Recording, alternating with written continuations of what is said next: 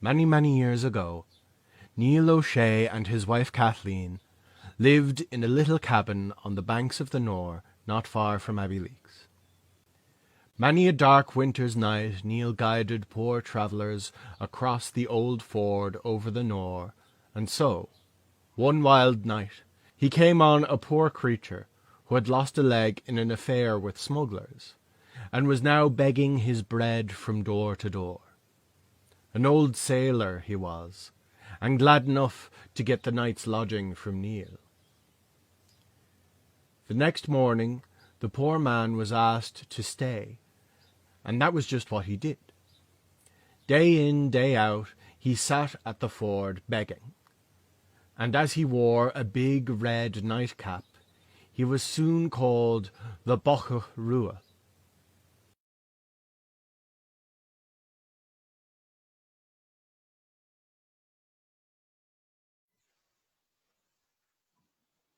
Good evening, viewers, and very, very welcome to our latest Live in Laois programme. And I'm delighted to be joined this evening by Nuala Hayes. No relation at all, no relation, but well able. I don't know what it is with the Hayeses, they're all well able to talk. Now, Nuala, some years ago, brought out an incredible book, Laois Folk Tales. So we're going this evening just have a nice chat and talk about the folk tales of Laois and all these country tales. Nuala, you're very, very welcome this evening. Thank you, John. It's a pleasure. Thanks for taking the time out to talk to us this evening. And the book, I mean, Nuala, how did you first get interested in folklore and country tales? Well, that goes back quite a while. To my background is theatre. I'm an actor. Was an actor, always an actor. But many years ago, I happened to be in France, and I was part of a workshop exploring performance and music and all that sort of thing. And I came across this group. They were called Conteurs, and they seemed to be having a great time. And I discovered they were telling stories. And in the evening, they'd go out, beside a mulberry bush and, the moon outside. They had a lamp and lots of people would gather around. And every so often, I'd hear them saying, Ici une histoire irlandaise. Here's an Irish story. And I said, listen to this. These people in France are telling Irish stories. So when I came back to Ireland, myself and my colleague at the time, she was a musician. She now works on lyric, Ellen Cranich. We said, I wonder, would there be an interest in stories, in storytelling in Ireland? And at that time, in Dublin it was. But at that time, there was a great interest in music, in folk music, traditional music. There was quite a revival. We're talking about around 1990, 1991.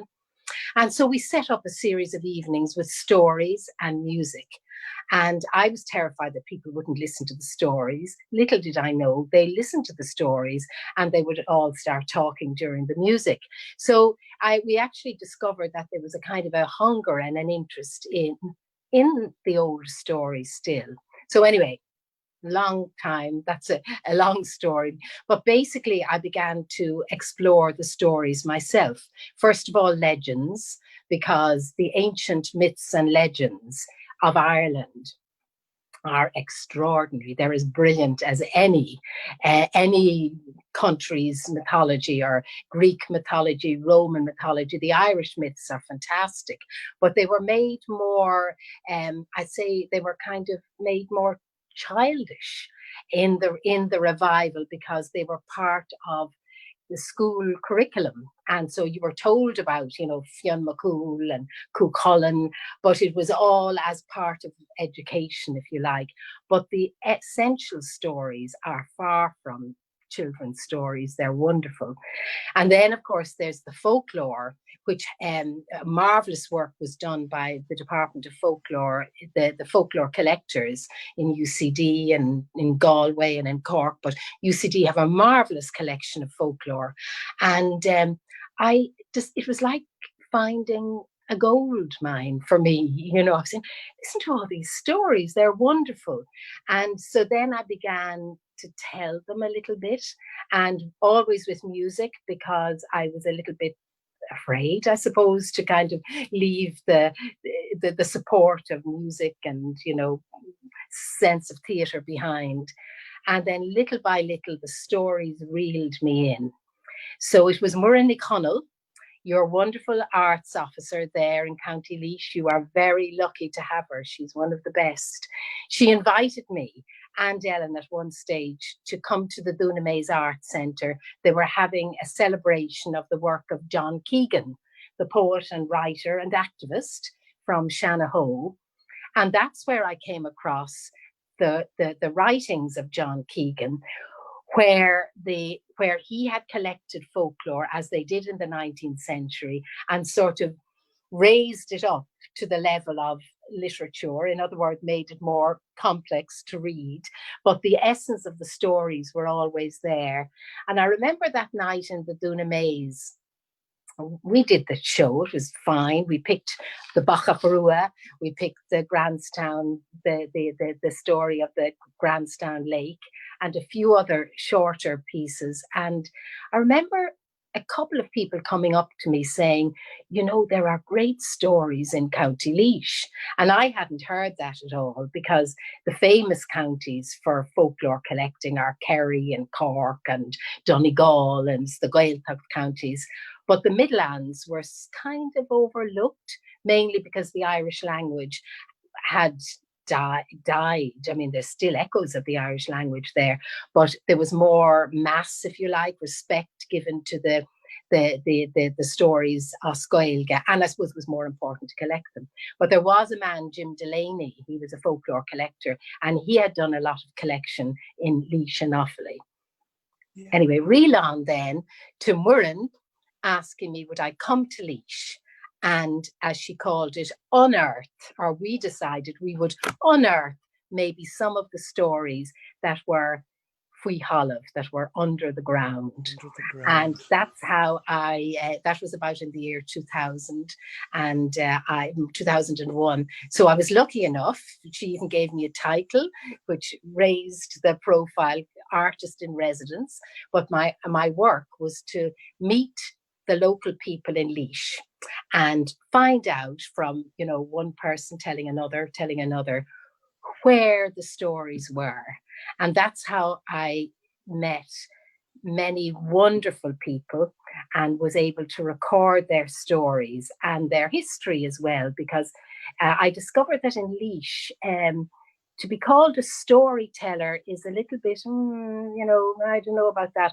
But if you were called a local historian, even if you were a storyteller, that gave you great status. So there were some marvelous people that I met, and thankfully some of them are still with us, but some of them are no longer with us, but I got to record their voices.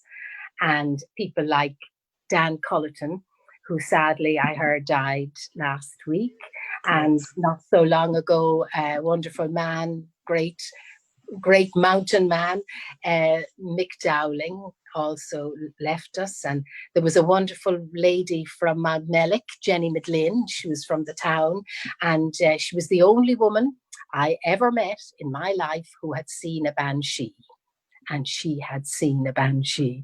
So I was honoured, really, to record the stories from a lot of these people. Another marvellous man, Paddy Dooley, from Camrus. Thankfully, I believe he's still with us. And when it came to writing the book, I was blessed with all this lovely material. So I was able to take the stories and transcribe them and try and keep the voices of all those people of Laois, as well as, you know, I did research. I was helped by the Department of Folklore. I found a book that had never been opened in the Department of Folklore, Stories of Laois, Laoghis, written in the old style by a teacher from outside Stradbally. And she had collected all the stories, and they were in a book which had never been opened. So I was able to include those in the book as well. So that's how it came. So, I mean, it basically all you had to go out and talk to people. The stories were there. They were like Yeah, gold nuggets on the ground, and you just had that's to right. talk to people, and they were there the whole That's time. right. That's right. And also kind of encourage people, not to see this. Somebody said to me, "Oh, that's not true. That's just folklore." And I said, "Hold on a minute. Folklore actually tells you. Folklore is the culture, the art of the people, and it tells you what really happened from the point of view of the people, the ordinary people. History is written, as we were talking about the other day, history is written by The people winners. who have the power, the winners. Yes. And you can actually create your own history if you get somebody clever to write it down. Like, for example, Hugh O'Neill, he had a scribe to write the story of his life, and that's why Hugh O'Neill became such a famed figure.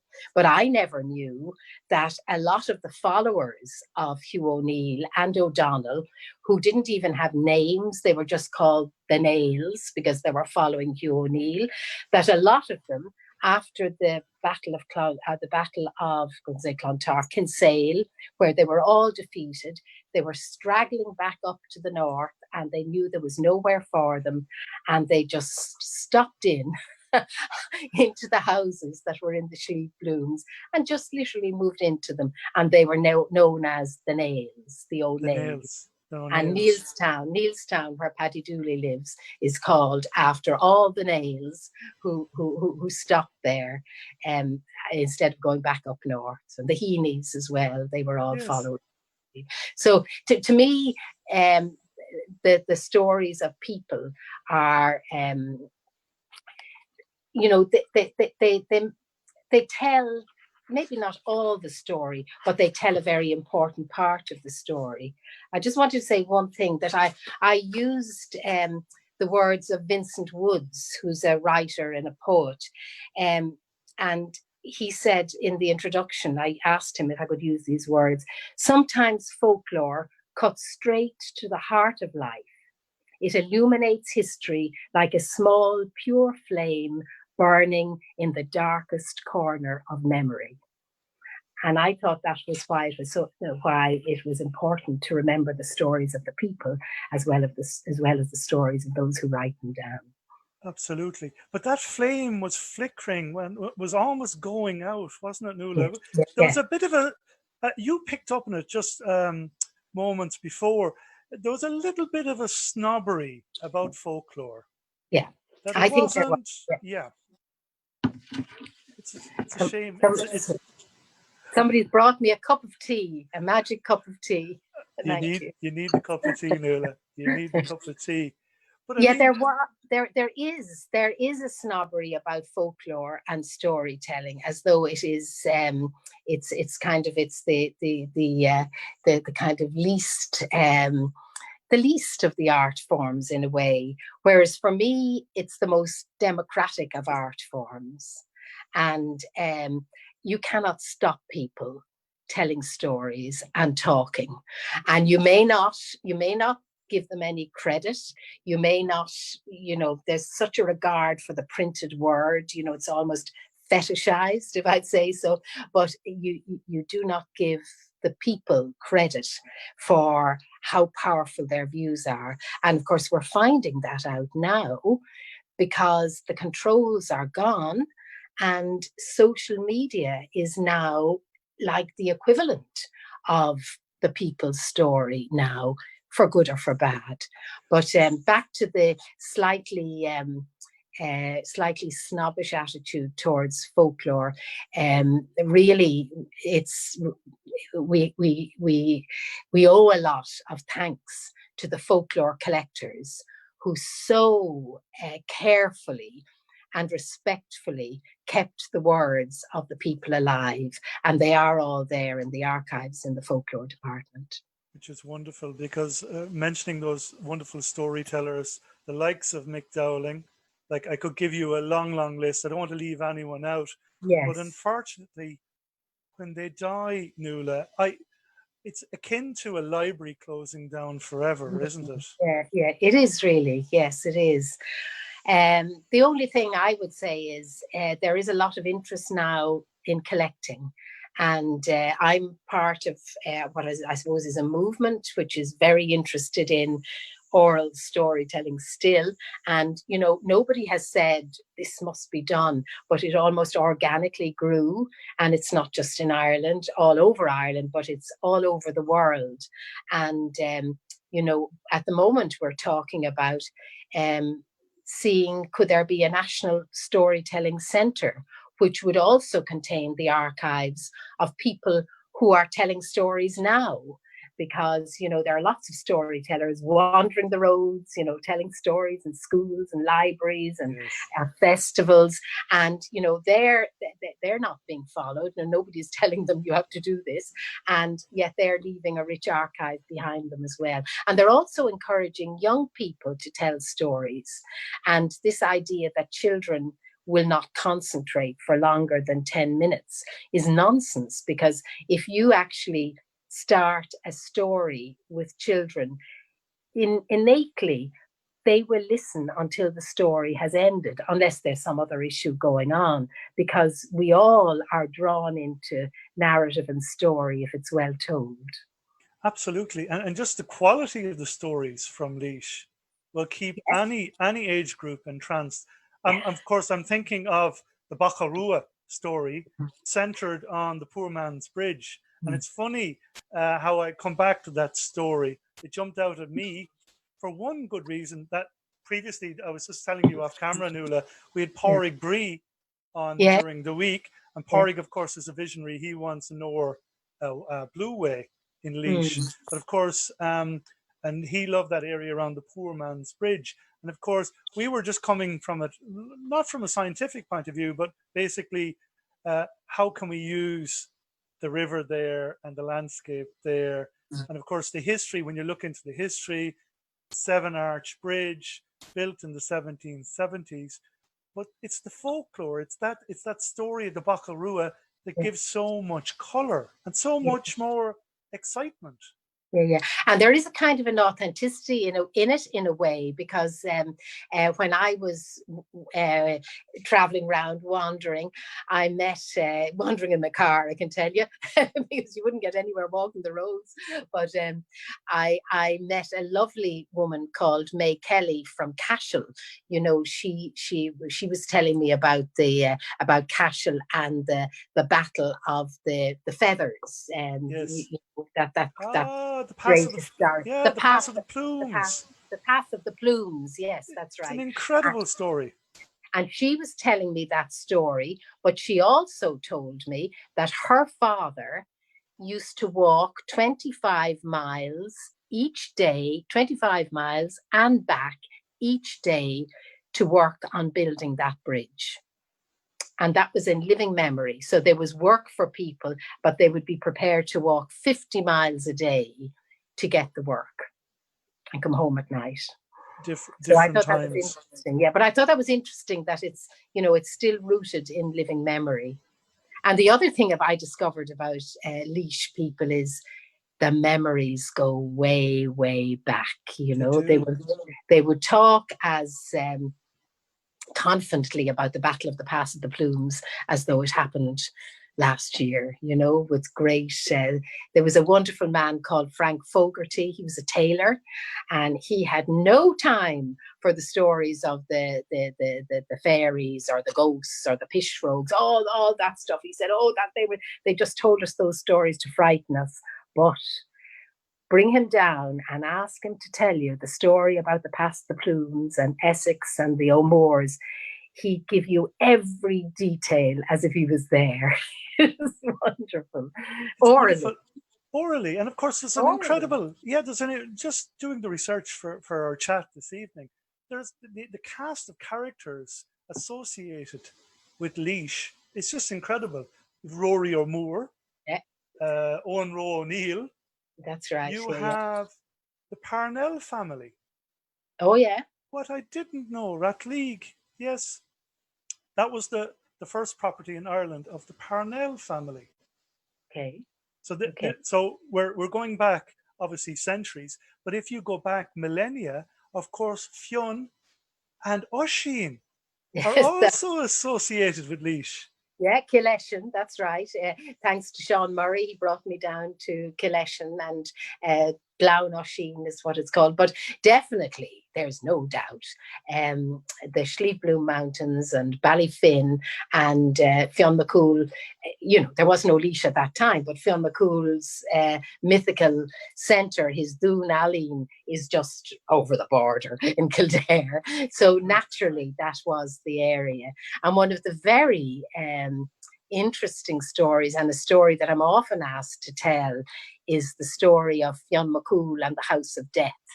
And I set that deliberately. That's a story that's found in Scandinavia and versions of it all over the place. But I set it deliberately in the Sleepbloom Mountains because I thought it was very realistic or very logical that if Fionn was hunting, having been brought up in the Sleepbloom Mountains by the two warrior women, that it would be down in the Sleepbloom he'd go for a good night's hunting.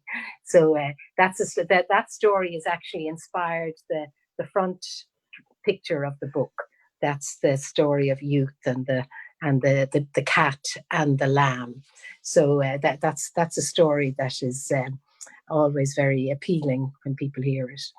Yeah, and the meaning in that story, it just runs very, very deep. And then other stories I'd never heard of, like Oisín, the little deer. Oh, did you not know that? The birth of Oisín? No, I didn't. I didn't know that one. Yeah. Well, that's a very common legend.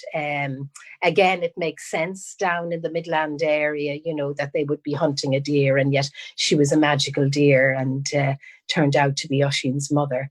But that is one of the Fíneacht legends, but it sits beautifully down around Kileshan. And in my imagination, when I'm telling it, that's what I see, the kind of the wild deer running through the mountains, before yes, in the Slieve Mountains. Yes, that's right. Oh, they're marvelous places. That's a wonderful beautiful place. Up there, really beautiful. And then, of course, I'm going through the list of saints. There's an unbelievable list of saints associated with Laois. Yeah, and why not? Why not? When you think about it, the monastic movement and the monks, they were no daws when it came to choosing good sites. And they would always be like, the Druids were good at finding good places, but so were the monasteries. And there were so many ideal sites all around the Midlands, Laois and Offaly, along the River Shannon, but all around. When Sean Murray brought me to Clonina, St. Fintan's area. Now, if anybody walking around or driving around would just drive along that road and wouldn't know that on either side of the road, walk up a little bit, there's this amazing site that you can look down from, and that's where the monastery was there. And of course, that's where the great story about the money tree comes from there as well too. But if in a way, it's a shame that Laois, well, maybe it is happening, but you could develop a whole kind of folklore tour of Laois with people who had interest and passion in it, and even meet people along the way who could tell you the local stories. Well, exactly. Well, great minds think alike, because Sean Murray and, yes, because I am involved with the local Heritage Society here, they're working on something similar to what you propose. So that's that's going to be really, really interesting. And there's so many sites. There are, but they have to be pointed out to you. If you're just driving along in a bus or a car, you don't see them. But that, and in a way, I feel very privileged to have had so much time in Laois, because I wouldn't have known any of this. But now I haven't been there for the last 3 months, but I kind of feel that I know the place because I know the stories, and the stories do give you a kind of a deeper feeling for a place than just, well, not just, but you can, the view is always there, but if you get the story behind what went up way up there, high up on the ridge above Cappard House, where all the families who were evicted from Cappard made their village up there at the source of the Barrow. I mean, that you go there and you just see the top of the mountain. But if you hear the stories of the families who lived up there and how they lived and that they had a mill, and then there's a ghost story about the last family that was up there. You know, there's wonderful material. It's all in the book. It's incredible material. And of course, we were so fortunate that we were guided by Mick Dowling in that area, up in the Cones, That's right, yeah. The Ridge of Cappard. And I mean, I'm not exaggerating, the man knew every stone. That's right, he did. Yeah, he's a great feel for the geology of the place as well too. Yeah, and I suppose he told you that I loved the relish with which he told the story about Sean Gyar, who was the traitor who gave the game away on the local hero. But yeah, I was kind of full of in my mind, you know, the coots who rolled the big house were like the worst in the world, and they had no luck. They had no luck. But I mean, it's amazing because a couple of weeks back we had Dr. Kieran Riley from Maynooth. Yes. And our program was about Cappard House. Yeah. And then the Coots were mentioned, some of the other big houses and the families there were mentioned. So really, folklore, you could argue, really the history of, well, it's an oral tradition, but maybe the history of those who were vanquished, subjugated, who had their land taken from them, in a sense. Yes, that's all within the folklore and the music. Have we got time for me just to tell you one? We've loads of time. For Nuala, okay. For you, we've loads of time. I'm very interested, you know, in where stories come from and why stories persist, but music is also wonderful. And by finding out about, you know, the clans, the powerful families that lived in the Midlands, you know, smart enough with a good land and you know, lots of followers like the O'Moores and the Lawlers and all those, and who were dispossessed by the planters, and at one stage they were banished over the Shannon, you know, to the wild lands of Kerry. And the story was they were sent down to Kerry, and of course they'd be down there in Kerry in the bad land, and all their followers would come with them, and their musicians and their poets, who would have entertained them when they were the aristocracy with their poetry and their music, you know, top class. And down they go. And of course, the leaders didn't want to stay there. You know, the O'Moores didn't want to stay there. So they come back up and start fighting the planters. But the followers remained down around the Sliabh Luachra area, and they remained outside Killarney. There was a whole area outside Killarney that Eamon Kelly, the great storyteller, came from. And he always talked about the richness of the language down there and the richness of the music. And I kind of suspect that an awful lot of that richness came because it was banished from the really powerful areas of the Midlands. Now, it'll have to take somebody, you know, to do a PhD to prove it. But I think there are enough people who wonder why such rich music and such rich poetry in the Irish language comes from these impoverished regions, to say it must have come from somewhere, you know, because there was nobody living there before. I've made you silent. Oh. Have we lost sound? Lost sound there, Nate. Oh, we're back. Okay, all right. Nuala, sure. Look, these are the joys. These are the joys of live TV. But Nuala, am I still there? Well, we can hear you loud and clear, Nuala. Can you see me? We can see you, but don't panic now. We're listening. We're listening while you're getting back on camera there. Nuala, do you have a favorite? Do you have a favorite story from Laois Folktales. You're back, Nuala. I'm You're here, back. yeah. Um, You scared I, us there for a moment. well, I kind of agree with you. The Bacach Rua it was the first story I came across, and it's a story I carry with me. And I love Fionn McCool and the House of Death.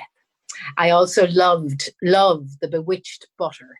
That's another of my favorite stories to tell, but it takes quite a time to tell it. And you have to have a certain kind of you have to have a good atmosphere in the house to tell that story. Yeah, it has to be late at night. Yes, late at night. There has to be a gale blowing outside. Oh, that's for the Bacach Rua, right? No. For the Bacach Rua, absolutely. Turn off all the lights, gale and thunder and lightning, and yeah, because it's just the wealth of stories and the range of stories. I mean, the book is fascinating. I have to say, I ordered it online a number of weeks ago. It never turned up, and I have to say thank you to Sean Murray. Sean, thank you very much. Give me his copy. So really. But it is available through the History Press or through the suppliers here in Ireland, or Gill and Macmillan, but it should be available. I should tell you also, they have produced a large anthology of Irish folk tales. The History Press also have, supplied by a lot of the people like me who have produced the local stories. And that should be out as well. But again, the lockdown stopped delivery of those stories as well too. But there are 2 Laois stories in that also. Oh, that's wonderful. That's wonderful. Yeah, and hopefully we'll get out of this the current situation shortly, because we want to hear more and more Laois stories, and hopefully eventually, if we do have a national centre for storytelling, Nuala, maybe it should be centred here in Portlaoise or somewhere else in Laois. All right, Laois County Council, you've been very good to stories up to now, so here you go. Actually, I do have to give credit to Murray Connell and all the staff in the Arts Office, and to Catherine Casey in the Heritage Office, and also to the librarian Bernie in the libraries, because without their local support in setting up meetings and welcoming me to the county and making it easy, I stayed in the art house in Stradbally for about I think it was about 6 weeks or 8 weeks, putting the book together. So they certainly made it possible, and I have nothing but good things and gratitude to them for welcoming me in this way. Wonderful. And I know the work is going on, so it was a great privilege to be part of it. A privilege to talk to you this evening, Nuala. We hope to have you on towards the end of the year again. Okay. Update us. Okay. On more Laois stories. Okay. Thank you. Thanks very much. Thanks, Nuala, and have a great weekend. Yes, same to you. And hello to everybody down there in County Laois. See you soon. See you, Nuala. Bye now. Thanks. Bye. And just to say, next week we have a number of programs coming up. We have Rebecca Deegan, an artist. We'll be talking to Rebecca next Wednesday evening.